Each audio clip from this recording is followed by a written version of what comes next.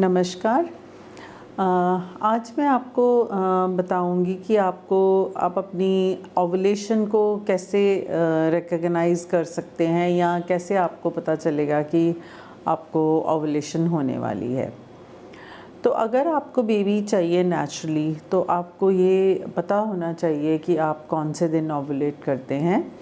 तो मैं आपको थोड़े से साइंस हैं जो बताऊंगी कि आपको वो वाले जो साइंस हैं वो थोड़ा रिकॉग्नाइज़ करने पड़ेंगे। आपको इसके लिए थोड़ा सेंसिटिव होना पड़ेगा एंड आप फिर उन दिनों में जो है अगर रिलेशन बनाएंगे तो आप नेचुरली ज़रूर प्रेग्नेंट हो जाएंगे। सो सबसे पहले तो व्हेन डू यू ओव्यूलेट। अगर आपका 28 डेज़ का साइकिल है तो आप उसमें से 14 दिन जो हैं सब्ट्रैक्ट करेंगे तो आप 14th डे ओवुलेट करते हैं। अगर आपका साइकिल 30 डेज़ का है तो आप उसमें से अगर 14 डेज़ सब्ट्रैक्ट करेंगे तो आप डे 16 पे ओवुलेट करते हैं।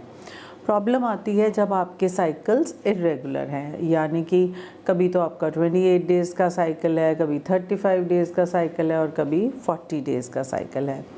तो ऐसे पेशेंट्स को थोड़ा दिक्कत आती है पता करने में अपने ओवुलेशन डेज़ के बारे में। तो बड़े सटल से साइंस होते हैं जो इंडिकेट करते हैं कि आप ओवुलेट करने वाले हैं। सो सबसे पहला है ओवुलेटरी पेन या क्रैम्पिंग। कई पेशेंट्स को मिडल ऑफ द साइकिल एक पर्टिकुलर साइड में लोअर एब्डोमेन में एक पेन होता है जो कि कुछ मिनट या कुछ घंटे लास्ट करता है।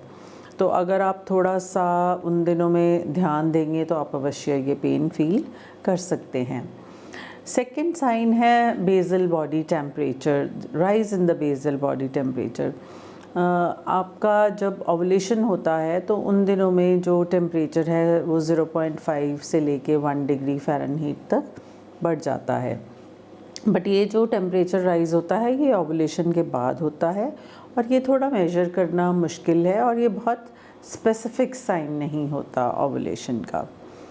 तीसरा है सर्वाइकल म्यूकस चेंजेस।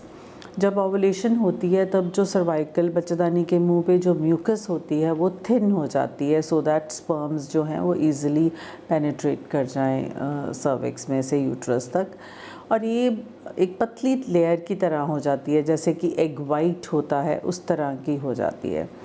तो आप पेशेंट्स इन्वेरिएबली ये कहेंगे कि हमें पानी ज़्यादा पड़ रहा है, बट ये क्या होता है कि उन दिनों में ओवुलेशन के टाइम पे थिन हो जाता है और जिससे हर पेशेंट को लगता है कि डिस्चार्ज वजाइनल डिस्चार्ज इंक्रीज़ हो गया है। फोर्थ है ब्रेस्ट टेंडरनेस। ब्रेस्ट में भारीपन होना, ये यूजुअली ओवुलेशन के बाद एक हार्मोन होता है प्रोजेस्टेरोन जो कि बॉडी में बढ़ जाता है और वो ब्रेस्ट टेंडरनेस कर देता है। फिफ्थ है heightened senses of taste and smell. Ovulation के बाद सडनली ईस्ट्रोजन प्रोजेस्टेरोन जो है वो बढ़ जाते हैं जिससे आपकी जो टेस्ट और स्मेल की जो पावर है वो अल्टर हो जाती है। And then the sixth is there is increased sexual drive. जो ओवुलेशन के टाइम होता है वो सेक्सुअल ड्राइव जो है वो नेचुरली इंक्रीज़ हो जाती है। And then the eighth is that certain patients they might experience a little bit of spotting during ovulation, and not all but very few of them, so that is again a sign of ovulation. And ninth है abdominal bloating, या जिसको कहना कि पेट फुला फुला हो जाना।